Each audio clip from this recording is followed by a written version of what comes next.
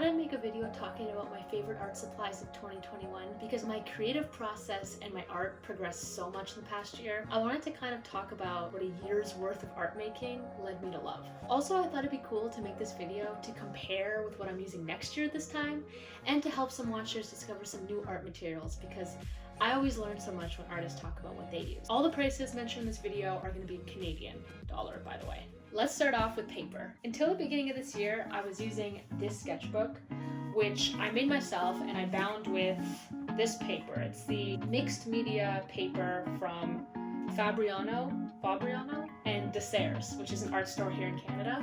After finishing the sketchbook, I haven't really used this paper much, but I really love how versatile it is. If you're new to this channel, there's videos on me using like every single medium in the sketchbook. It works pretty well for everything I want to use: acrylic, watercolor, pen and ink. You know, colored pencils and graphite flow really nicely on it, but they smudge when the sketchbook is closed, so that's something to consider. After finishing this sketchbook, I bound myself a new sketchbook, this one here. There's a whole video on that whole process if you're interested. And I was using this paper. It's the Studio Watercolor paper from Fabriano. And I've had this paper for years. And the reason I really like it is because it's pretty cheap paper. Like, I don't remember how much I bought it for, but I bought it a few years ago and I wouldn't have spent much money on watercolor paper back then. Like, it's definitely not the best watercolor paper in the world, but I feel like as far as budget-friendly options go, it might be one of the best. I don't know, I haven't tested that many, but I really like it. I really like that it's a heavier weight, so it can, you know, hold up to everything you throw at it with watercolor, but it doesn't feel too precious because it's not expensive, so I can really experiment on it. Outside of my sketchbook, I've really been enjoying painting on tracing paper, like this painting here, and this one up here, I don't know if you can see it that well, and presentation boards, or poster boards, like this one up here, like the one you can get from 50 cents from the dollar store. The poster boards are really fun because they come in so many different colors, and again, they're super cheap. Like, I feel like I can just experiment on them without feeling like I'm messing up expensive paper. I will say with the poster boards, there is a little bit of pilling I noticed. Is that what it's called? Like paper pilling, when I used a lot of water on it. But otherwise, if you like, you know, just do some light layers, it's pretty good, at least with gouache. And for the tracing paper, that's a new discovery I've been loving lately. I just use this one. It's just tracing paper in a roll from Deserres, and it was $9.99 for the whole roll. I don't know how long this thing is gonna last me. It's 10 yards of paper. That doesn't really mean much to me because I live in Canada, we don't really use yards, but it's gonna last me a while. Now, if you watch my videos where I paint with gouache on tracing paper, which I've made a few of those recently, you'll see that they wrinkle horribly. Like, it literally looks so bad when you're painting on it. But when it dries, it looks really cool because the paper flattens out.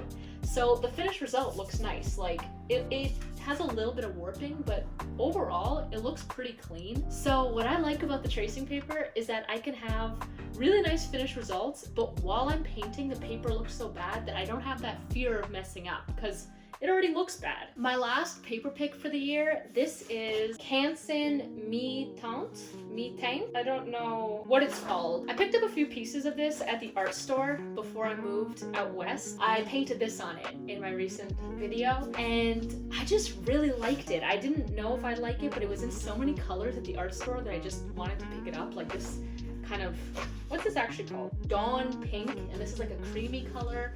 I just really like the colors of it, and then I started painting on it, and I really like how it holds water-based medium, at least the gouache that I used. And I'd really like to find more of this because I'd like to bind a whole sketchbook with it, to be honest. I don't remember how much it cost for the individual sheets, but it was cheap enough that I bought 3 of them, and I like the texture of it. Next up, paint. First, my old reliable.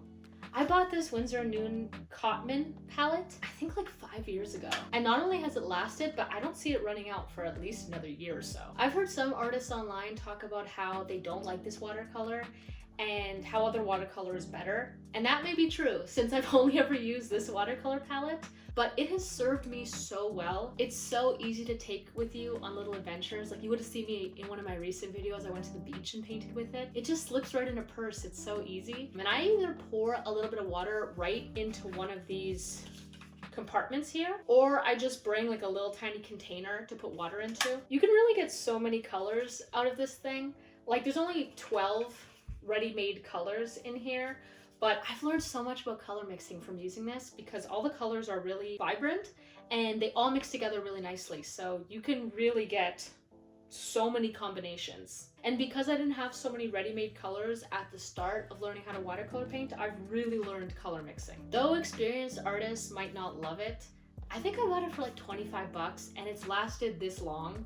So if you're looking for a way into watercolor, I genuinely think this is a good option. Next, a new discovery. I'm very bad at buying myself things, and in January I finally caved and I bought myself this Arrtx, I think that's how you say it, jelly gouache palette that everyone was using online. And I'll be honest, it took me a while to get used to, but now I think I can declare it's my favorite medium. Like, this was made with it, this, that. Everything on this wall, except for this little thing, was made with it. I love how it could be layered up, but it still spreads, you know, like it's a water-based medium, so you could spread it like watercolor.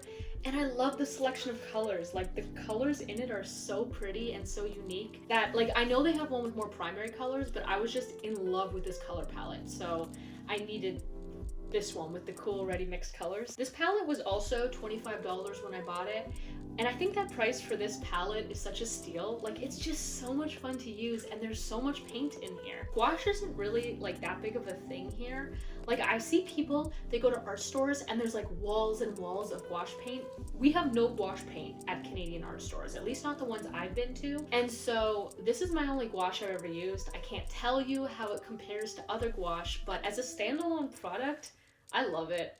I can't imagine getting tired of it anytime soon. And I guess eventually I'll want to like level up and get new paint. But something I really love about it is that all the paint is already there. You don't have to like squeeze it out of tubes or make a mess. Or you can make a mess, but you know what I mean? It's just like, it takes away that process of being like, oh, I don't want to prep to start painting. All the paint is just sitting there in tubs ready for you to start making something. Odds and ends. We'll start with paintbrushes. To be honest with you, I'm not that picky with things like paintbrushes, mainly because I've never used good ones. So I wouldn't know what good ones feel like. I just use cheap ones. But this set that I have is my favorite. It's the Loft Necessities paintbrush, and I like the smaller round tips. I can't tell you if there's better paintbrushes out there, but personally I've just really enjoyed using these. As far as sketching goes, I like the Staedtler colored pencils from Staples. I don't think they make them anymore, but I think a pretty good knockoff for them, like they're pretty similar, are these Staedtler colored pencils. I'm not sure how you pronounce Staedtler, I hope that's how you say it. They're super cheap and I just like how they flow on paper. Like, they're not too soft, not too hard. I know that's a big thing with colored pencils. I'll put up on screen some art that was drawn fully with those colored pencils, but those are pretty old because I don't really use colored pencils like that right now.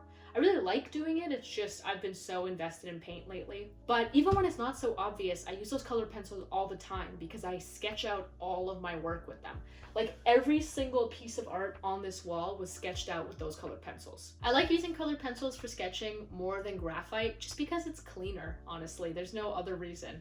I guess the colors are nice, but really just because it's cleaner. As far as pens go, I love pens, but I don't really have that many great ones. Like, I haven't really invested much money into getting better pens, and I usually just draw with them when they're with me. Like, you know, if I'm going somewhere, I always have pens in my purse, so I just always pick them up whenever I'm out and about. Right now, I'm not partial to any fine liners, but recently I picked up these ones. They're the Faber-Castell Pit Artist pens, and they have a brush pen in them too. I really like these. I can't tell you that they're better than other ones. They all seem pretty similar to me. These ones are waterproof though. They've been pretty fun to use. Like, I've used them for these drawings, but mostly, like I said, I just like to pack them in my purse or in my bag and doodle with them when I'm out. I also have this fountain pen that I've been loving, but I have no idea where it is. Hopefully I find it by the time I make this video, and I'll put it on the screen if I do. I want to learn more about fountain pens and get some nice fountain pens. I think anyone who's seen a Peter Draws video feels the same way. But for now, I just have the one that I can't find right now, which is just a cheap single-use one. I do also have a dip pen that I really like using. I'm not gonna go take it out right now since it's just like with a bunch of loose nibs. I don't really care about the ink. I use whatever ink I have at the time. I have honestly no idea what brand it is because it has no branding, but I got it from Deserres, the Canadian art store, for like pretty cheap, and I really like it because it's so easy to loosen up with it. Like, I can't be as precise as using fine liners, so it really just allows me to get, you know, some fun ink work in, which sometimes it's hard to do when it comes to pens. Like I feel like I tighten up when it comes to pens, and the dip pen really helps me just enjoy the process of making art. Lastly, I wanted to mention I love using cheap Crayola markers. Like I have whole bags of cheap Crayola or knockoff Crayola markers. I have Sargent art markers here, and also these Playday expressions art markers. I don't know. Like these are the kinds of things you get from the kids section or like from the dollar store. But I used to use them like for every single page of my old sketchbooks, and for bigger pieces too. I'll put them up on screen. But I didn't end up using them very much this year. Again, I was just like very focused on paint. I still think I should mention them because I always find myself coming back to them, and they've created some of my all-time favorite pieces. So an honorable mention, I guess. That's basically it. I just really wanted to talk about art materials, and I'm excited to see what develops over the course of 2022. If you made it this far, thank you so much for watching. I hope this video helped explain some of my art choices that I don't usually explain in my videos. And if you want to see all the art I made in 2021, I have another video for that, so you can see what all these art materials turned into. I hope that you have had a wonderful year, and if not, it's 2022. Bye.